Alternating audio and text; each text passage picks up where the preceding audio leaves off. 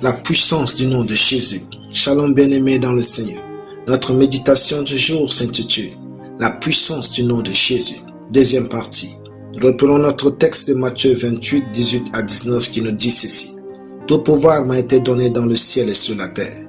Allez faire de toutes les nations des disciples, les baptisant au nom du Père, du Fils et du Saint-Esprit. Alléluia. Pour une utilisation appropriée du nom de Jésus, il est essentiel de saisir la force inhérente à ce nom. Quelle est la puissance du nom de Jésus? Comment êtes-vous certain que ce nom a plus de prééminence que tous les autres?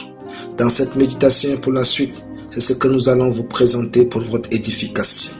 Les hommes deviennent grands ou puissants de trois manières et pas plus. Premièrement, les hommes deviennent grands par héritage, c'est-à-dire ils naissent grands. Par exemple, les pharaons, les princes et princesses.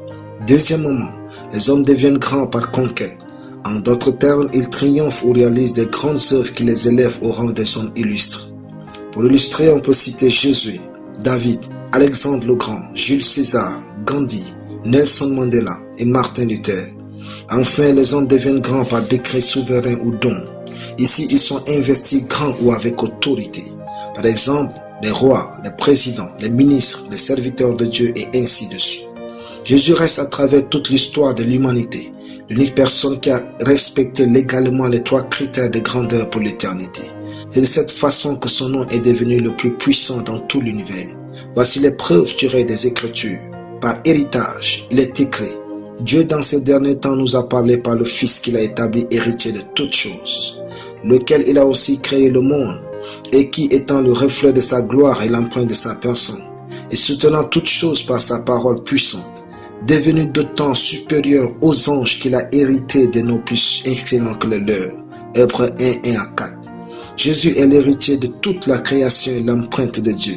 Son nom est donc grand et puissant. L'ange dit aussi à Marie, tu enfanteras un fils et tu lui donneras le nom de Jésus.